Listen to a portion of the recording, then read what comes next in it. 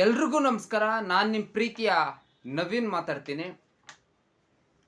P number lands, P number ಜಮೀನು ಪೋಡಿ ಆಗದಿರುವಂತಹ ಜಮೀನು ನಾವು ಮಾರ್ಬೋದಾ?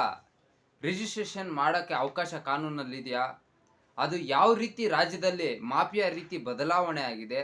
ರೈತರಿಗೆ ಇದರಿಂದ ಯಾವ ರೀತಿ ತೊಂದರೆ ಆಗ್ತಾಯಿದೆ ಸಂಪೂರ್ಣವಾಗಿ ತಿಳಿಯೋಣ. ಎಪಿಸೋಡ್ 1, ಎಪಿಸೋಡ್ 2 ಅಂತ ಎಪಿಸೋಡ್ಗಳ ಮುಖಾಂತರ ಸಂಪೂರ್ಣ ಈ ಪಿ ನಂಬರು ದಂಧೆ ಯಾವ ರೀತಿ ನಡೀತಾ ಇದೆ ರಾಜ್ಯದಲ್ಲಿ ತಿಳಿಯೋಣ.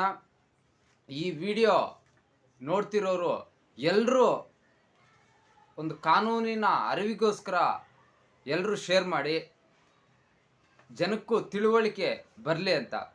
ಸುಮಾರು ಒಂದು ಹಳ್ಳಿ ಹತ್ರ 150ರಿಂದ 200 ಎಕರೆ ಈ ಪಿ ನಂಬರ್ ಲ್ಯಾಂಡ್ಸ್ ಇದ್ದಾವೆ. ಸರ್ಕಾರಗಳು ಗಮನ ಹರಿಸಿ ಈ ಪಿ ನಂಬರ್ ತೆಗೆಸಿದ್ರೆ ಜನಕ್ಕೆ ತುಂಬ ಒಂದು ಅನುಕೂಲ ಆಗ್ತದೆ. ಆದರೆ ಇವತ್ತು ಆ ಪಿ ನಂಬರ್ ತೆಗೆಸೋದಕ್ಕೆ ಈ ಲ್ಯಾಂಡ್ ಮಾಫಿಯಾ, ಈ ಕಂದಾಯ ಅಧಿಕಾರಿಗಳು ಶಾಮೀಲಾಗಿ 1 ಎಕರೆಗೆ ಇಷ್ಟು, 1 ಎಕರೆಗೆ 2 ಲಕ್ಷ, 1 ಎಕರೆಗೆ 3 ಲಕ್ಷ, ಒಂದೊಂದು ಕಡೆ ಜಮೀನು ಎಷ್ಟು ರೇಟ್ ಇರ್ತದೋ ಅಷ್ಟು ಪರ್ಸೆಂಟೇಜು ಆ ರೀತಿ ಇದು ಮಾಡ್ತಿದ್ದಾರೆ. ಮತ್ತು ಈ ಪಿ ನಂಬರು 20 ಲಕ್ಷಕ್ಕೆ 1 ಎಕರೆ ಜಮೀನು ಹೋಗ್ತದಂದರೆ 10 ಲಕ್ಷ 8 ಲಕ್ಷಕ್ಕೆ ತೊಗೊಬೋದು.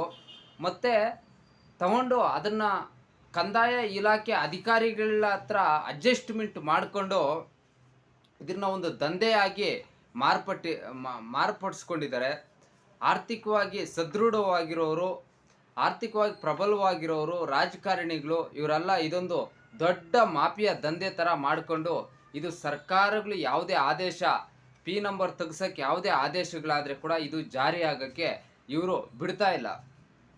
ಇದು ಯಾವ ರೀತಿ ಆಗಿ ದಂಧೆ ಆಗಿ ಕನ್ವರ್ಟ್ ಮಾಡ್ಕೊಂಡಿದ್ದಾರೆ, ಈ ದಂಧೆ ಯಾವ ರೀತಿ ನಡೀತಾ ಇದೆ, ರೈತರು ಯಾವ ರೀತಿ ನರಕ ಯಾತನೆ ಪಡ್ತಿದ್ದಾರೆ, 1 ಎಕರೆಗೆ 2 ಲಕ್ಷ 3 ಲಕ್ಷ ದುಡ್ಡು ತಗೊಂಡು ಇವತ್ತು ಪಿ ನಂಬರು ತೆಗಿಯೋಕ್ಕೆ ಈ ಕಂದಾಯ ಇಲಾಖೆ ಅಧಿಕಾರಿಗಳು ಮಾಫಿಯಾ ರೀತಿ ಮಾಡ್ಕೊಂಡಿದ್ದಾರೆ. ಅದೆಲ್ಲ ಸಂಪೂರ್ಣವಾಗಿ ನೆಕ್ಸ್ಟು ಎಪಿಸೋಡ್ 2 ಅಲ್ಲಿ ತಿಳಿಯೋಣ. ಆದಷ್ಟು ಈ ವಿಡಿಯೋನ ಎಲ್ರಿಗೂ ಶೇರ್ ಮಾಡಿ, ಅದೊಂದು ಕಾನೂನು ಅರಿವು ಎಲ್ರಿಗೂ ಬರಲಿ ಅಂತ ಹೇಳ್ತಾ, ಇನ್ನೂ ಹೆಚ್ಚು ಒಳ್ಳೆ ಕಂಟೆಂಟ್ ತರ್ತೀನಿ ನೆಕ್ಸ್ಟ್ ಎಪಿಸೋಡಲ್ಲಿ. ಈ ಪಿ ನಂಬರ್ ಮಾಫಿಯಾದ ಸಂಪೂರ್ಣವಾಗಿ ಎಲ್ಲವೂ ತಿಳ್ಕೊಳ್ತಾ ಎಪಿಸೋಡ್ 1, ಎಪಿಸೋಡ್ 2, ಎಪಿಸೋಡ್ 3 ಆಗಿ ತಿಳ್ಕೊಂಡು ಹೋಗೋಣ. ಈ ವಿಡಿಯೋನ ಡೈಲಿ ಈ ವಿಡಿಯೋ ಹಾಕ್ತೀನಿ, ಎಲ್ಲರೂ ವಿಡಿಯೋನ ವಾಚ್ ಮಾಡಿ. Thank you.